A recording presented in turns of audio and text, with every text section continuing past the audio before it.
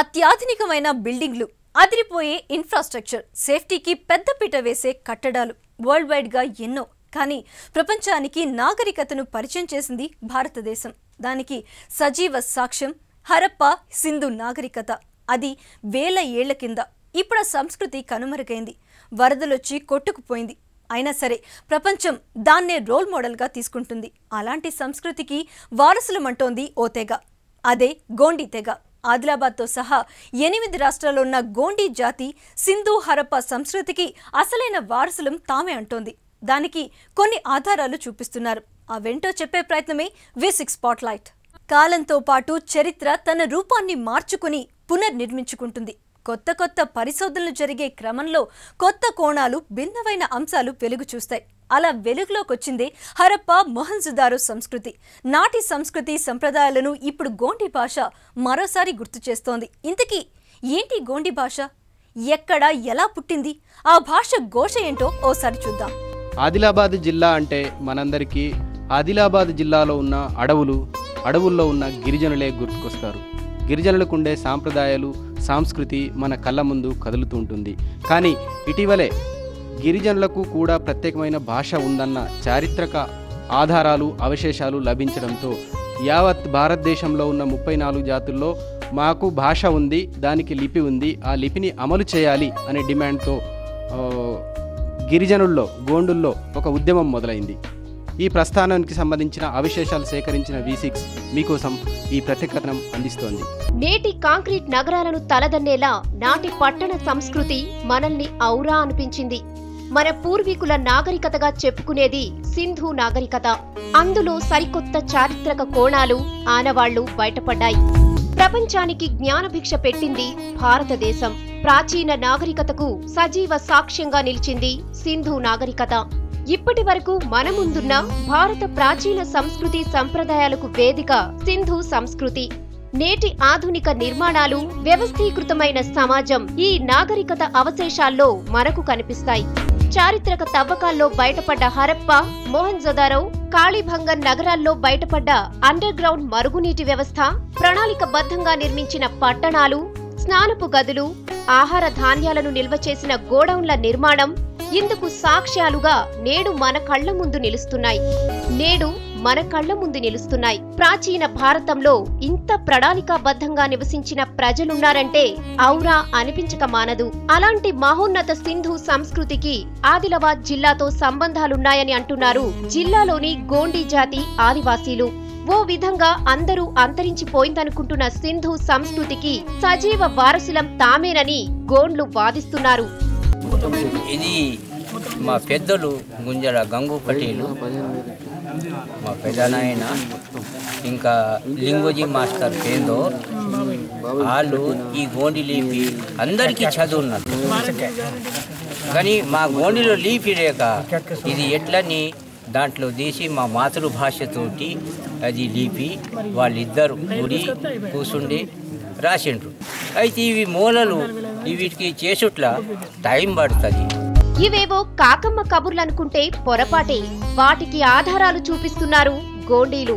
ఇదే నిజమైతే గోండీ జాతి ఆదివాసీలు తమకంటూ ప్రత్యేక లిపిని అమలు చేసుకునే అవకాశం సులువవుతుంది. మన దేశంలో భాషా లిపులన్నీ క్రీస్తు పూర్వం 250 నాటి బ్రాహ్మీ లిపి నుంచి పుట్టినవే. 15వ శతాబ్దం దాకా తెలుగు, కన్నడ భాషలకు ఒకే లిపి ఉండేదని తెలుస్తోంది.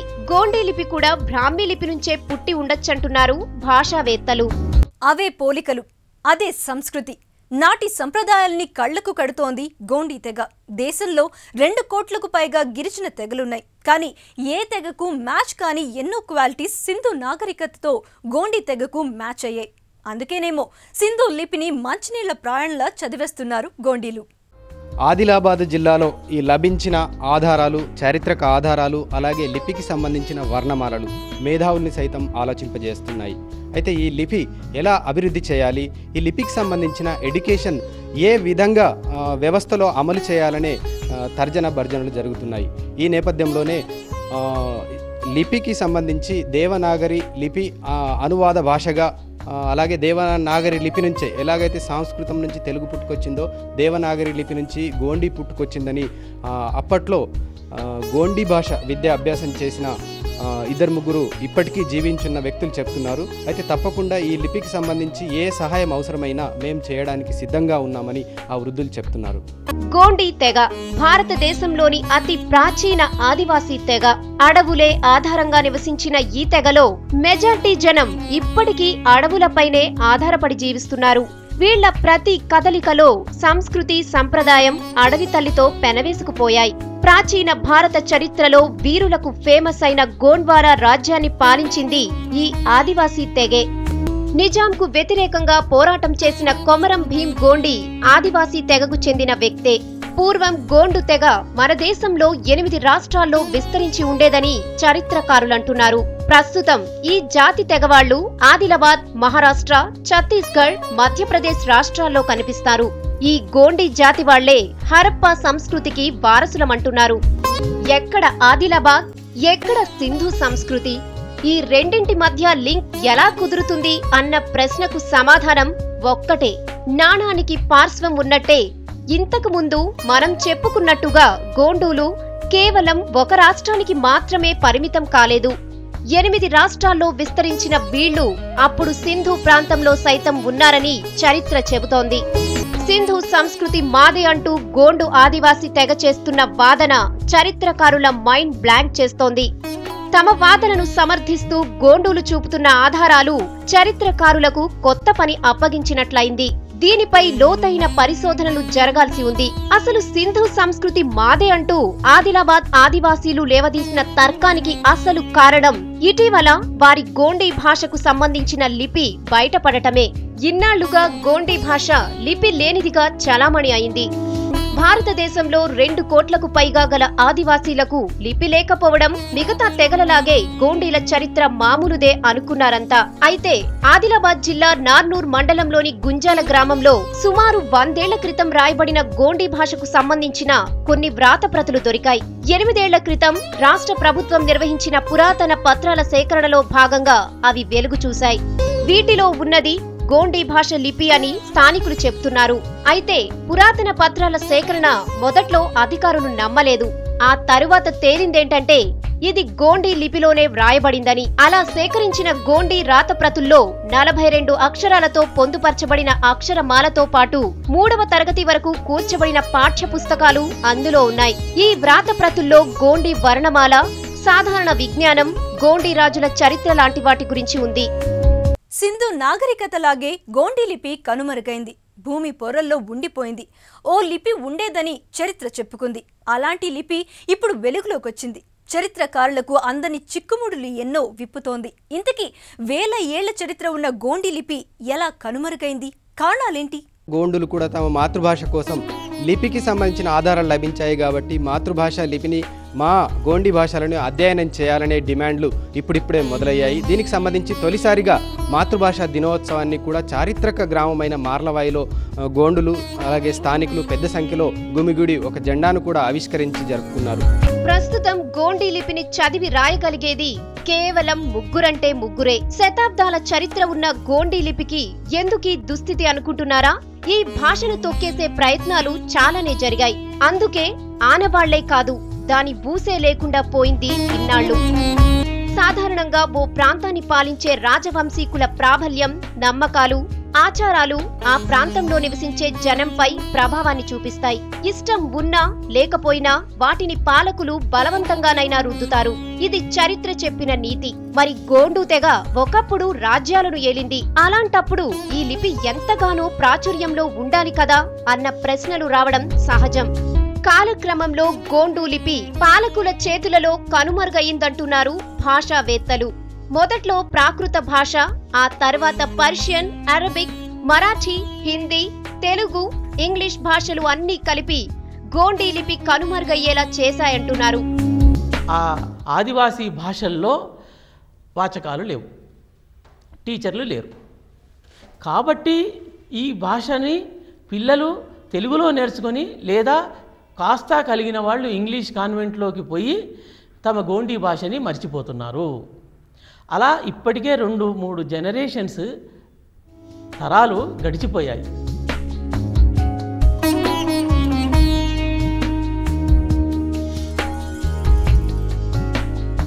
ఉనికి కోల్పోయిన గోండీ లిపి పురాతన వ్రాతప్రతులు సర్వే పుణ్యమా అని మళ్లీ తెరపైకొచ్చాయి. గోండీ లిపి తనకంటూ ఓ ప్రత్యేకతను చాటుకుంది. ముఖ్యంగా ఈ లిపి దేవనాగరి, హిందీ, మరాఠీలకు భిన్నంగా ఉంది. సేమ్ టైం అంకెలు, సంఖ్యలు సైతం గోండీ భాషలో ప్రత్యేకంగా ఉన్నాయి. ఆశ్చర్యమేమిటంటే వీళ్లు 1 కోటి వరకు సంఖ్యలను పొందుపరచడం విశేషం. 1ని బుంది అని, 20ని ఖండి అని, 100ను రాసి అని, 1000ని భద్ర అని, 1,00,000ను టాల్కీ అని, 1 కోటిని టాట్ అని పిలుస్తారు. చరిత్ర కాలంలో రాసినటువంటి ఏదైతే ఆదివాసీల సంస్కృతి, సాంప్రదాయాలు, సంస్కృతులు అంటే దేవులను ఎలా చేయాలి, అంటే పెళ్ళిళ్ళు ఎలా చేయాలనే దాని మీద కూడా సంక్లిష్టంగా ఆ పుస్తకంలో గోండీ లిపిలో రాయడం జరిగింది. ఈ తరము చదవటం వల్ల, ఆ గోండీ లిపిని అధ్యయనం చేయడం వల్ల మా సంస్కృతి ఏంటిది, మాతృభాష మీద అంటే మనకు ఎటువంటి సంస్కృతి ఉంది, సాంప్రదాయాలను తెలుసుకోగలుగుతాం. అంతరించిపోయిన భాషలను మళ్లీ పునరుద్ధరించడం అంత ఈజీ కాదు. గోండీ లిపి విషయంలో అదృష్టమేంటంటే ఇప్పటికీ ఈ లిపిని చదివి రాయగలిగే వాళ్లుండటం. ప్రస్తుతం ఆదిలాబాద్ జిల్లాలోని నార్నూర్ మండలం గుంజాల గ్రామంలో 3 వ్యక్తులు ఈ భాషను చదివి రాయగలరు. 1942లో గుంజాల గ్రామానికి చెందిన పెందూర్ లింగోజీ, కుమ్ర గంగాజీ అనే 2 వ్యక్తులు రాసిన గోండీ లిపి పత్రాలు బయటపడ్డాయి. దాంతో ఈ భాషను పునరుద్ధరించే పనిలో పడ్డారు భాషా శాస్త్రవేత్తలు. ఈ లిపిని చదవడం, రాయడంలో గోండీ విద్యార్థులకు హైదరాబాద్లోని కొమరం భీం స్టడీ సెంటర్లో శిక్షణ ఇస్తున్నారు.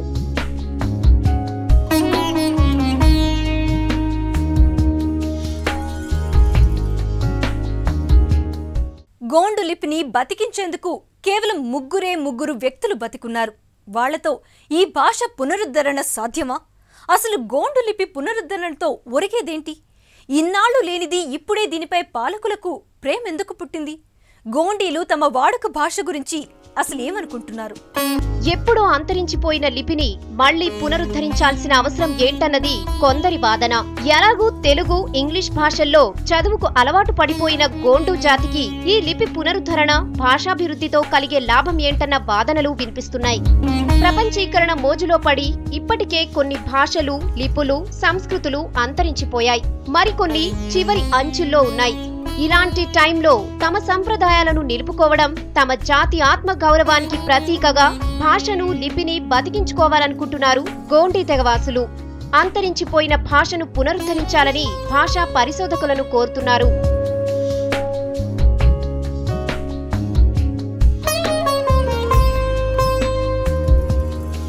గోండీ లిపి తెరపైకి రాగానే కొత్త కోణం వెలుగు చూసింది. గోండూలు సింధు నాగరికతకు సజీవ సాక్ష్యాలు అన్న వాదనలను లేవనెత్తారు. సింధు సంస్కృతిలోని హరప్పా, మొహంజొదారో పట్టణాల్లో దొరికిన పలకల బట్టి సింధు నాగరికత మాదిరి చిత్రలిపిగా పరిశోధకులు నిర్ధారించారు. దాంతో ఈ చిత్రలిపిని ఎవరూ ఇంతవరకు డీకోడ్ చేయలేకపోయారు. తెగలకి బేసిక్గా మనకంటూ ఉన్నటువంటి ప్రత్యేకమైన భాషా సిస్టమ్ ఏదైతే ఉందో, ఇండో ఆరియన్ నుంచి, కొన్ని ఇండో ద్రవిడియన్ నుంచి మనకు వచ్చిన భాషలు, ఈ భాషలకి కాలక్రమంగా భాష అయితే ఉంది కానీ ఇప్పటి వరకు వీటికి లిపి లేదు. లిపి లేని కారణంతో వీళ్ళల్లో ఉన్న ఆట, పాట, మాట, వీళ్ళల్లో ఉన్నటువంటి సాహిత్య సంపద అంతా కూడా కాలం ఊరిలో ఒదిగిపోయి ఎవరికి ఉపయోగపడకుండా, ఎవరికి లేకుండా అయిపోతుంది. అంటే ఆ భాషల్లో ఉన్నటువంటి కల్చరల్ ట్రోవ్స్ని మనం ఆస్వాదించలేకపోతున్నాం.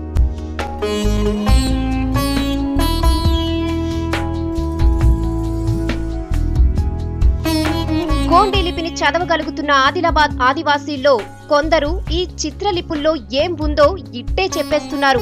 దీంతో చరిత్రకారులను ఇన్నాళ్లుగా వేధిస్తున్న సింధు చిత్రలిపి చిక్కుముడి ఇక వీడిపోయినట్లేననుకుంటున్నారు. లోతైన పరిశోధనలు జరిగితే చాలా వరకు గోండుల సహకారంతో సింధు చిత్రలిపిని డీకోడ్ చేయొచ్చన్న ఆశలు చిగురిస్తున్నాయి. ఇప్పటికీ గోండీ సంస్కృతిలో చాలా వరకు సంజ్ఞలు, గుర్తులు వాడుకలో ఉన్నాయి. గోండూలు తమకే ప్రత్యేకమైన గుర్తులను పచ్చబొట్ల రూపంలో ఇప్పటికీ తమ శరీరాలపై పొడిపించుకుంటున్నారు.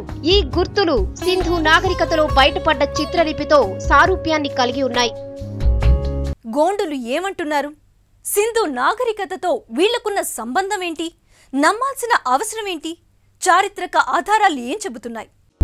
నాగోబా జాతర ఈ మధ్య ముగిసింది. గోండీల సంప్రదాయాలు, సంస్కృతికి ఈ జాతర ఓ సజీవ సాక్ష్యం. అడవి తల్లిని ఆరాధ్య దైవంగా భావించడం గోండీలో కనిపించే సంస్కృతి. నాగోబా జాతరను గమనించిన చరిత్రకారులు సింధు హరప్ప నాగరికతకు పోలికలున్నాయంటున్నారు. పండుగలు, ప్రత్యేక సందర్భాల్లో గోండీ తెగవాళ్లు ఎద్దు కొమ్ములను టోపీలుగా ధరించి నృత్యాలను చేస్తారు. గోండీలు ఆరాధించే దేవతల్లో సైతం ఈ ఎద్దు కొమ్ముల దేవత ఉన్నాడు. ఇది సింధు తవ్వకాల్లో బయటపడిన పశుపతి ముద్రతో సంబంధాన్ని కలిగి ఉంది. విల్లు, బాణాన్ని ధరించినట్టుగా ఉండే చిత్రలిపిలోని ఓ బొమ్మను గోండోలు విల్లంబాలుగా పలుకుతున్నారు. దీనర్థం విల్లు, బాణాన్ని ధరించిన వ్యక్తి అని. సింధు నాగరికత బొమ్మను దాదులని సంబోధిస్తున్నారు. అంటే నాయన అని అర్థం. సూర్యుని చిత్రాన్ని పోతుకోయ అంటున్నారు. ఇవన్నీ హరప్ప సంస్కృతిని ప్రతిబింబిస్తున్నాయంటున్నారు. సింధు సంస్కృతితో గోండీ తెగలకు సంబంధం ఉందనడానికి మరో ఆధారం ధాన్యాగారాలు. చారిత్రక తవ్వకాల్లో మోహంజుదారో పట్టణంలో ధాన్యాగారం బయటపడింది. గోండు తెగ సంస్కృతిలో ధాన్యాగారానికి ప్రత్యేక స్థానం ఉంది. నిన్న మొన్నటి వరకు గూడాల్లో సామూహిక ధాన్యాగారాలు ఉండేవి. గూడెమంతా సరిపడా ధాన్యాన్ని ఉంచుకొని మిగతాది ఈ ధాన్యాగారాల్లో దాచేవాళ్లు. ధాన్యాగారం చిత్రాన్ని వీళ్లు మురండి అని పిలిచేవాళ్లు. ఏ సంబంధం లేకపోతే చరిత్రకారులకు మింగుడు పడని సింధు చిత్రలిపిని గోండులు అంత ఈజీగా ఎలా చదవగలిగారన్నది చరిత్రకారులను ఆశ్చర్యానికి గురిచేస్తోంది. గోండి అత్యంత ప్రాచీన భాష. గోండి భాష తెలుగు భాషకు చాలా దగ్గరగా ఉంటుందని అంటున్నారు. భాషా పరిశోధకులు ఈ కోణంలో తమ పరిశోధనలు జరిపితే తెలుగు భాష చరిత్రలో కొత్త కోణాన్ని చూడొచ్చన్న వాదనలు ఉన్నాయి. వేల ఏళ్ల క్రితమే ఈ జాతి తమ నృత్యాలను, సంప్రదాయాలను, భాషను ఏర్పరచుకుందని భావిస్తున్నారు.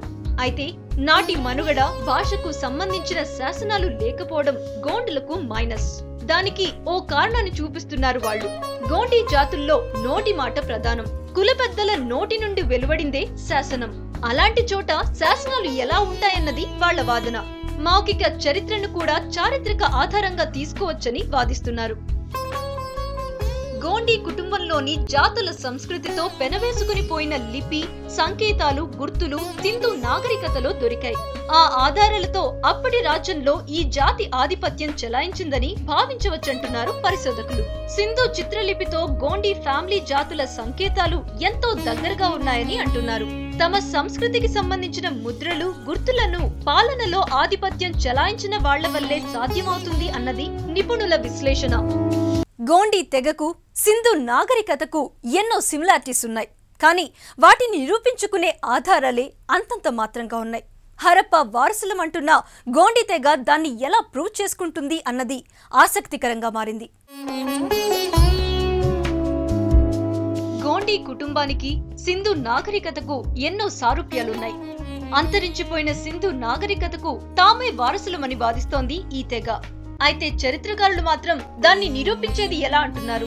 సజీవ సంప్రదాయాన్ని గత చరిత్రకు అన్వయించాలంటే ముందుగా గోండు జాతి కుటుంబ తెగల సంస్కృతిని అధ్యయనం చేయాల్సి ఉంటుంది. దానికోసం ఈ సంస్కృతిలో భాగంగా వివిధ ఆచార వ్యవహారాల్లో పెనవేసుకుపోయిన సంకేతాలు, గుర్తులను వెలికితీసి సింధు సంస్కృతిలో లభించిన ఆధారాలను పక్కపక్కనే పెట్టి పోల్చితే సగం ముడి విడిపోయినట్టే అంటున్నారు. ఇది ఒక ప్రయత్నం మాత్రమే. ఆ ప్రయత్నంలో సఫలీకృతమైతే భారతదేశ చరిత్రలో సరికొత్త అధ్యయనం లిఖించినట్లే అంటున్నారు చరిత్రకారులు. గోండుల వాదనే నిజమైతే హరప్ప, మొహంజుదారో నాగరికత పరడవిల్లిన సప్త సింధు ప్రాంతం నుండి దక్షిణ భారతంలో గోండ్వాన వరకు ఒకే జీవన ప్రమాణం కలిగిన ప్రజలు జీవించారని చెప్పొచ్చు. ఇక ఇప్పటికే గిరిజనుల లిపిని వాళ్లకు పరిచయం చేసేందుకు కొంతమంది ప్రయత్నిస్తున్నారు. ఉత్తరాంధ్ర జిల్లాల్లోని కొన్ని గిరిజనుల తెగలకు సొంత లిపిని పరిచయం చేస్తున్నారు ఆంధ్ర యూనివర్సిటీ ప్రొఫెసర్ ప్రసన్న.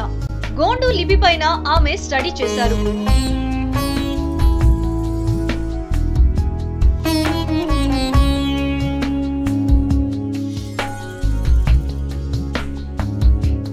చారిత్రక అవశేషాలు ఏవైతే లభించినాయో దానికి సంబంధించి గిరిజనుల మనోభావాలకు అనుగుణంగా వారి మాతృభాషలోనే చదువు బోధించడం నుంచి అభివృద్ధి కార్యక్రమాలు అలాగే సంక్షేమ కార్యక్రమాల్ని కూడా ఆ గోండికి సంబంధించిన లిపిలోనే లిఖించి వారికి ప్రచారం చేస్తే అవగాహన కలుగుతుంది. వారి మనోభావాలకు అనుగుణంగా సమాజ అభివృద్ధికి వారు తోడ్పాటును అందిస్తారనే వ్యాఖ్యలు వినిపిస్తున్నాయి. ఈ నేపథ్యంలో చాలామంది మేధావులు అలాగే తెలంగాణ రచయితల సంఘం కూడా దీనికి తోడ్పాటును అందించడానికి సిద్ధమైంది. అయితే ఏదైతే అంతరించిపోతున్న ఈ గోండి జాతి, ట్రైబ్ జాతికి సంబంధించిన లిపిలు ఉన్నాయో ఎప్పుడో చారిత్రక అంటే మొహెంజోదారో రాజరికం నుంచి ఇది అమలై వివిధ పరభాషల ఆధిపత్యంతో ఈ గోండి భాష పూర్తిగా అంతరించిపోయే స్థాయికి వచ్చిన నేపథ్యంలో లభించిన ఆధారాల్ని మనం ఒక పట్టుగా పట్టుకొని దాన్ని లిపిని అధికారికంగా అమల్లోకి తేవాలనే ఆలోచనతో ఉన్నారు. దీనికి అనుగుణంగానే రాష్ట్రంలోనే ఎక్కువ గిరిజనులు ఉన్న ఆదిలాబాద్ ప్రాంతంలో ఒక యూనివర్సిటీని ఏర్పాటు చేసి భాషా అధ్యయన కేంద్రాన్ని కూడా ఏర్పాటు చేసి